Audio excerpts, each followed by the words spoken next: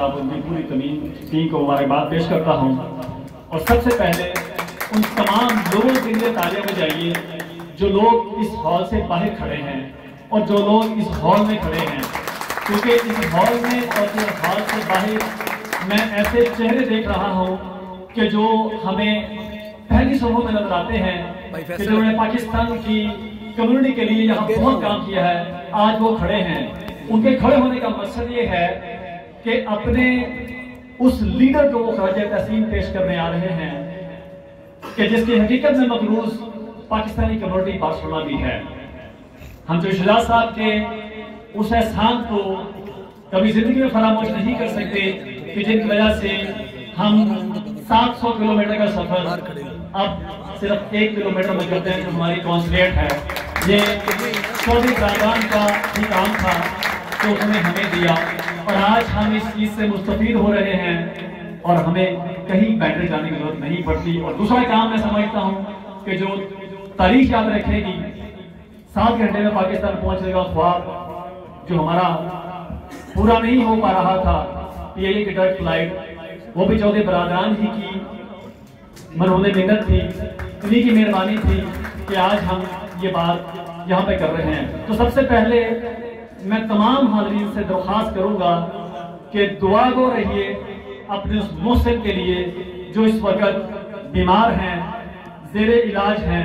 हम सबकी दिली दुआ है अल्लाह पाक उनको जल्द अज जल्द सेहत अता फरमाए और वो उसी तरह खिदमत कर सके, न सिर्फ गुजरात की, क्योंकि बहुत दफा होता है मैं गुजरात का नहीं हूँ, कभी कभी दिल करता है मैं कमिश्नर बनवा लूँ वहाँ का, चूंकि मैं नहीं हूँ।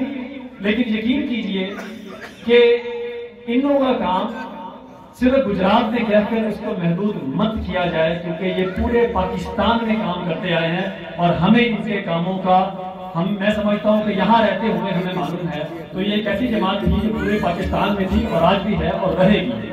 हम दुआ तो है मूसा साहब के लिए अल्लाह पाक इनको कामयाब करे और इनको कामयाब करे और उसका ये खिदमत कर सके। हकीकत एक बात मैं आपको बताता हूँ, ख्वाब वो नहीं होते जो हम और आप सोते हुए देखते हैं, ख्वाब वो होते हैं जो हमें सोने नहीं देते।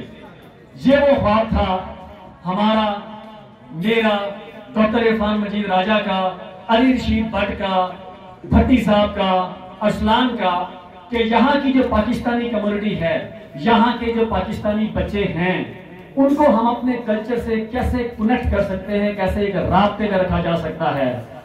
इसी तहत मैं समझता हूँ, मैं आज सलाम करता हूँ डॉक्टर इरफान मजीद राजा को कि जिन्होंने उर्दू के लिए उनसे ज्यादा काम करने ना को आज तक कर पाया ना को कर पाएगा।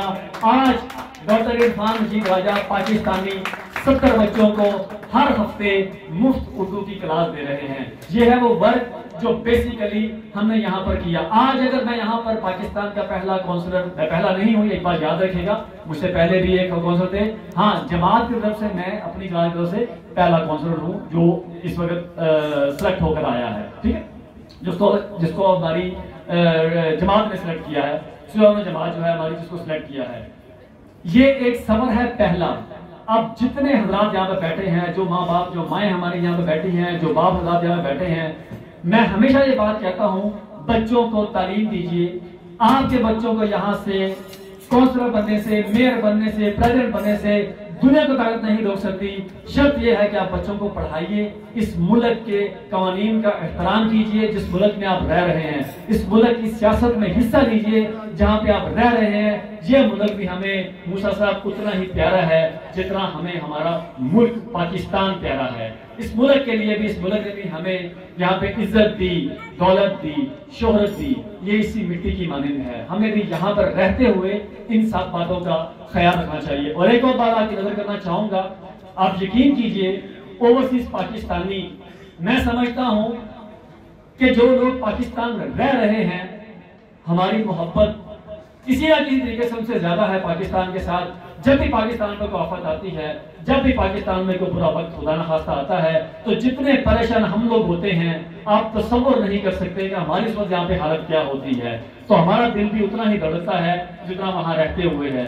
हम आपसे दरख्वास्त करेंगे, आप इस वक्त हुकूमत में इजहार के मौजूद हैं, कि वहां के जो हालात हैं, हमें यहाँ रहकर तकलीफ होती है, यहाँ रहकर दुख होता है।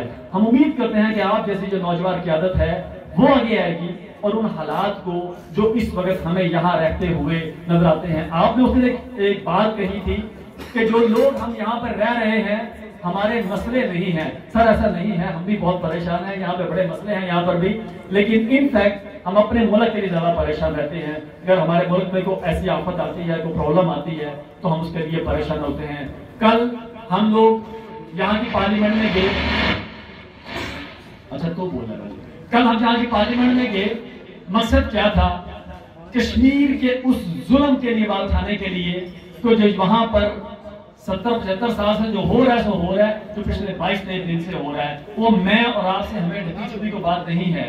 तो मैं दरख्वास्त ये करूंगा कि जो सियासी लोग यहाँ पर आए पाकिस्तान से, वो अपनी कम्युनिटी से जरूर मुलाकात करें। ये हक है हमारा भी और उनका भी, लेकिन यहाँ की सियासत में, यहाँ की पार्लियामेंटेरियन से, यहाँ के लोगों से आके मुलाकात करें ताकि हकीकत में हम अपने मुल्क का वो चेहरा भी पेश कर सकें जो रियलिटी भी पेश करता है। तो मेरी दुआ है आपके आने वाले इलेक्शन के लिए अल्लाह पाक आपको कामयाब करें। और मैं एक दफा फिर अपनी पूरी टीम का भी शुक्र अदा करता हूँ, डॉक्टर इरफान मजीद राजा, रशीद भट्टी साहब और सलान जो आज नहीं आ सके, इस तरह से उनका और हमारी मेहनत और मोहब्बत जिस तरह से 20 साल से आपका जारी है, मेरी ऐसे ही जारी रहेगी। जहां कभी भी आपको हमारी जरूरत हो, हम आपके साथ खड़े थे, खड़े हैं और खड़े रहेंगे। पाकिस्तान जिंदाबाद।